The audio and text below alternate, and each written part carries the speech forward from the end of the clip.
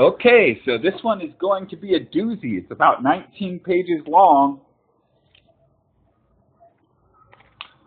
The night before last, after writing the last entry, I did nothing much before going to bed, as I stayed up late writing the entry.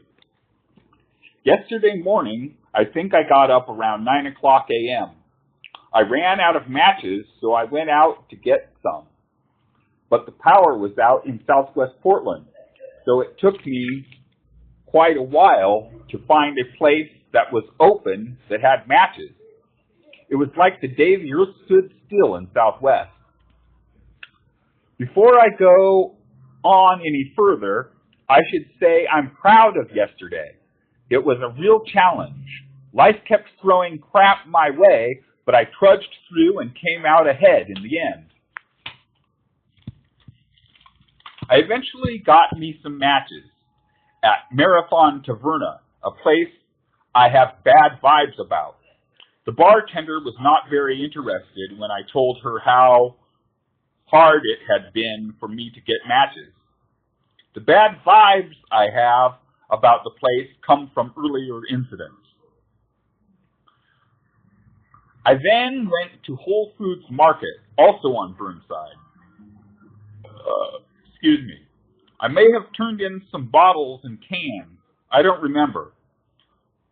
I got an Izzy Pop as they were out of the ginger ale I like, and did some uploading and conversing with MWR and Lisa Berg, even though the Wi-Fi there is weak. Lisa gave me a link to her blog upon my request, but I was unable to use it due to the aforementioned weakness. I had an appointment at a medical clinic at the corner of MLK and Killingsworth, so I got going around 11 o'clock or 11:30, even though the appointment wasn't until 2 or 2:15, because I was not so certain how to get there. When I got to the clinic quite early, I found and videoed a moth in a trash can I found while searching for bottles and cans. There was a crazy black guy in the parking lot who can be heard on the video. I then went up to the lobby and plugged in my phone and discovered they had Wi-Fi, so I was able to finish the uploading and link following I was unable to complete at Whole Foods. The appointment was uneventful to my mind. I got my next appointment and left. A little backup and a little explanation. Explanation first. The way I work with smokes. While I have smokes, I collect butts. If they are too small or something, I crush them down for the tobacco. I save them if they are large enough. If I am out of smokes and money and cans, I smoke 3 to 5 butts and call that a smoke.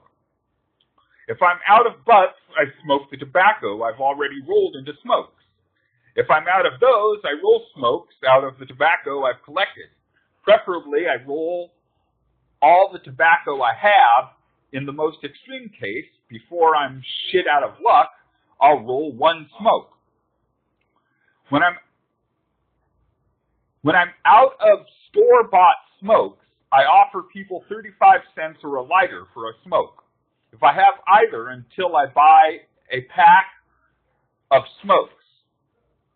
Everything except the store-bought smokes plus my rolling papers goes into a Ziploc bag. Cigarette butts are called snipes. Right now I have an almost full pack of smokes, no snipes, 1 rollie and plenty of tobacco, and some rolly papers. Pretty good. I smoke about a pack and a half a day. I hope to take it back to a pack a day, but haven't been real successful so far.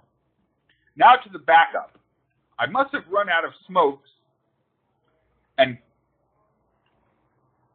cans and time the day before, yesterday, and that night I had 1 pre-rolled rollie left. I rolled 9 rollies with my remaining tobacco. That was enough to get me through until I could buy a pack of smokes. Actually, now that I think of it, that was last night, not the night before last. At any rate, I was out of store-bought smokes yesterday and didn't have enough money or cans to get a new pack. My MO in such circumstances is to go out to Washington County to collect cans and bottles until I have enough to buy a pack of smokes. Washington County has more cans and bottles than Portland, is my belief. I also play video poker sometimes to try and win some money. My MO is to go to Washington County.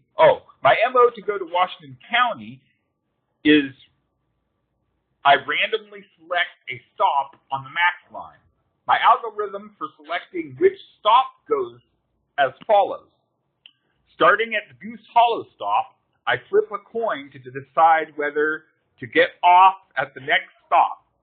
If the first flip is tails, I don't. Then it's a contest. If I get 3 heads in a row, I get off at the next stop. If I get 2 tails in a row, I don't. I keep flipping the coin until I get either 3 heads in a row or 2 tails in a row. I call the result the will of the coin gods. Back to the story. On a lark, I took the 72 to get back to Portland instead of the 6, though knowing that the 6 took me straight there and not knowing where the 72 went at all, except that the sign at the stop and on the bus said it eventually ended at Clackamas Town Center. For quite a while, I had no idea where I was. Total terra incognita. Land unknown. I finally knew where I was when I went on to Northeast 82nd. I would have gotten off there, but it turned out onto 82nd, going in the direction I knew led to the 82nd Max stop. So I stayed on. It stopped right at the 82nd Max stop. So I took the Max into town. I think I must have stopped off at my pad, the Estate Hotel, to see if Jeff was available. He wasn't, and then went to the Veterans Affairs office to talk to Karen Kepik, whom I worked with before I went to prison, and who had told me she was going to give me a laptop computer sometime early this week. I went because Tuesday pretty much concludes the early part of a work week. Karen is a probation officer who works as court monitor for mental health court. That's my understanding anyway. I called her from the free lobby phone. She wasn't in, so I left a message. Then I went out to Washington County. I think it was about 5 o'clock I think it was about 5 o'clock. A week and a half ago, when I lived at a place called STP, I never would have gone that late because they had an 8 o'clock curfew. Here at the estate,